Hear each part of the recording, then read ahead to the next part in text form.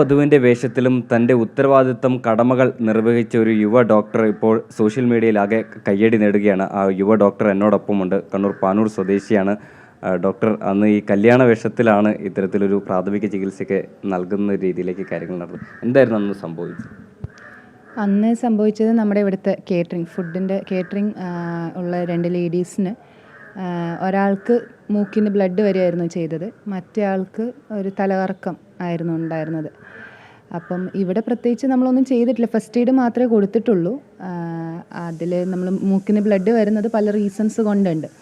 അതൊരു minor trauma മുതൽ വലിയ അതായത് BP കൂടുന്നത് ആ ഒരു സിറ്റുവേഷനിലും മൂക്കിൽ നിന്ന് ബ്ലഡ് വരാം. അപ്പോൾ അതിൻ്റെ റീസൺ എന്താണെന്നുള്ളതൊക്കെ നമ്മൾ ഇവാലുവേറ്റ് ചെയ്യേണ്ടതുണ്ട്. പക്ഷേ ഇവിടുന്ന് നമുക്ക് ബേസിക്കായിട്ട് അങ്ങനെ ഒരു സംഭവം പറ്റുമ്പോൾ നമുക്ക് ചെയ്യാൻ പറ്റുന്നൊരു കാര്യമാണ്, നമ്മൾ ആളുടെ അടുത്തൊന്ന് ഫ്രണ്ടിലോട്ടേക്ക് ഇരിക്കാൻ പറയാം. മൂക്ക് പ്രഷറിൽ നമ്മുടെ 2 വിരലുകൾ കൊണ്ട് പ്രസ് ചെയ്ത് നിൽക്കാൻ പറയാം. ഒരു 10 to 15 minutes അങ്ങനെ ചെയ്യുമ്പോൾ തന്നെ നമ്മുടെ മൂക്കിൻ്റെ അറ്റത്തുള്ള ബ്ലഡ് വെസൽസ് രക്തക്കുഴലിൽ നമ്മൾ പ്രഷർ അപ്ലൈ ചെയ്യുമ്പോൾ അവിടെയുള്ള ബ്ലീഡിങ് പലപ്പോഴും സ്റ്റോപ്പ് ചെയ്യാറുണ്ട്. അതൊന്ന് ഇനീഷ്യലി സ്റ്റോപ്പ് ചെയ്തതിന് ശേഷം ഡെഫിനറ്റ്ലി നമ്മൾ ഹോസ്പിറ്റലിൽ കൊണ്ടുപോയിട്ട് എന്തുകൊണ്ടാണ് എന്നുള്ളത് നമ്മൾ നോക്കേണ്ടിയിരിക്കുന്നു. പിന്നെ മറ്റയാളുടെ പറയുകയാണെങ്കിൽ ഒരുപാട് നേരം നമ്മൾ നിൽക്കുമ്പം എല്ലാവർക്കും സംഭവിക്കാവുന്ന ഒരു കാര്യമാണ്, നമ്മുടെ കാലിലോട്ടേക്കുള്ള ബ്ലഡ് പൂളിങ് കൂടും. കാലിലോട്ടേക്ക് മാത്രമായിരിക്കും രക്തയോട്ടം കൂടുന്നത്.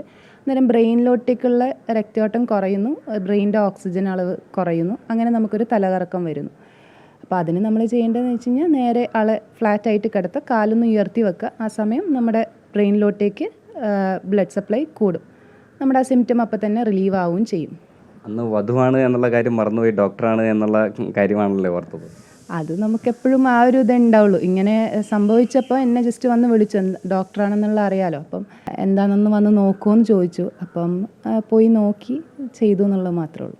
ഈ പ്രാഥമിക ശുശ്രൂഷ അത് എല്ലാവരും പഠിച്ചിരിക്കണം എന്നൊരു അഭിപ്രായമുണ്ടോ? അത് തീർച്ചയായിട്ടും. അത് ഈ ഒരു കാര്യത്തിൽ മാത്രമല്ല, ഇതിനേക്കാളും കൂടുതൽ എനിക്ക് തോന്നുന്നു നമ്മുടെ BLS എങ്കിലും എല്ലാവരും അറിഞ്ഞിരിക്കണം. BLS എന്ന് പറയുമ്പം നമ്മൾ കാണാറുണ്ട് പലപ്പോഴും, സോഷ്യൽ മീഡിയയിൽ തന്നെ നമ്മൾ പലപ്പോഴും കണ്ടിട്ടുണ്ട്, ജിമ്മിൽ കുഴഞ്ഞു വീഴുക, റോഡ് സൈഡിൽ കുഴഞ്ഞു വീഴുക, അങ്ങനെയൊക്കെ. ഈ കുഴഞ്ഞു വീഴുക എന്ന് പറയുന്നത് പലപ്പോഴും അത് കാർഡിയാക് അറസ്റ്റാണ്, അതായത് ഹാർട്ട് സ്റ്റോപ്പ് ചെയ്യുക, പമ്പ് ചെയ്യുന്നത്.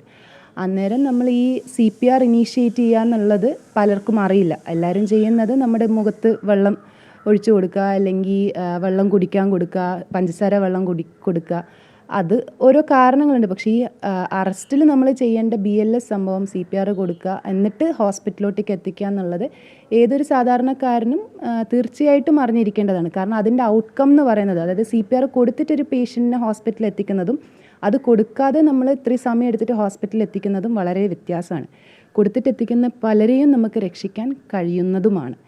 അപ്പം ഒരു ജീവൻ്റെ വിലയാണത്. അത് നമ്മൾ ആരെക്കൊണ്ടും ചെയ്യാൻ പറ്റുന്ന കാര്യമാണ്. അത് പക്ഷേ പൊതുജനങ്ങളിൽ ഇപ്പോഴും കുറേ പേർക്ക് അറിയില്ല, അല്ലെങ്കിൽ അത് ചെയ്യാനുള്ളൊരു ധൈര്യം കിട്ടുന്നത് അറിവിലൂടെയാണ്. അത് എനിക്ക് തോന്നുന്നു കുറച്ചും കൂടിയും എല്ലാവരിലും എത്തേണ്ടതുണ്ടെന്ന്. യുവ ഡോക്ടറുടെ ഈ പ്രവൃത്തി ഇപ്പോൾ സോഷ്യൽ മീഡിയയിലാകെ വൈറലാണ്. മാത്രമല്ല കയ്യടി പ്രോത്സാഹനമൊക്കെ ആളുകൾ അർപ്പിക്കുന്നുണ്ട്. എങ്ങനെയുണ്ടായിരുന്നു ഒരു പ്രതികരണമൊക്കെ ആളുകളുടെ? പ്രതികരണം ഇത് ഞാൻ അറിഞ്ഞിട്ടുണ്ടായിരുന്നില്ല. എനിക്കിങ്ങനെ ഒരാൾ അയച്ചു തന്നപ്പോഴായിരുന്നു അറിഞ്ഞത്. അതൊരു വലിയ സംഭവമായിട്ട് കാണുന്നില്ല. നമ്മൾ ഇതിനേക്കാൾ കൂടുതൽ ഞാൻ മനസ്സിലാക്കുന്നത് ഡോക്ടർ എന്നുള്ള രീതിയിലല്ല, പക്ഷേ ഈ ഒരു സിറ്റുവേഷൻ വരുമ്പം ബേസിക് കാര്യങ്ങളെങ്കിലും എല്ലാവർക്കും ചെയ്യാൻ കഴിയണം എന്ന് തോന്നുന്നു. പ്രാഥമിക ശുശ്രൂഷയെങ്കിലും നൽകാൻ ഒരാൾ പഠിച്ചിരിക്കണം. അത് ഏത് സന്ദർഭത്തിലാണ് ആർക്കാണ് ഉപകാരപ്പെടുക, ആരുടെ ജീവനാണ് രക്ഷിക്കുക എന്ന കാര്യത്തിലാണ് ഡോക്ടർ ഇപ്പോൾ ഒരു വ്യക്തത വരുത്തിയത്. ആ ഒരു മാതൃക സ്വീകരിക്കണമെന്നാണ് എല്ലാവരോടും പറയാനുള്ളത്. ഡോക്ടർമാർക്ക് മാത്രമല്ല, എല്ലാ പ്രൊഫഷനിലുള്ള ആളുകൾ കൂടിയും ഈ ഒരു കാര്യങ്ങൾ പഠിച്ചിരിക്കേണ്ടത് അത്യാവശ്യം കൂടിയാണ്.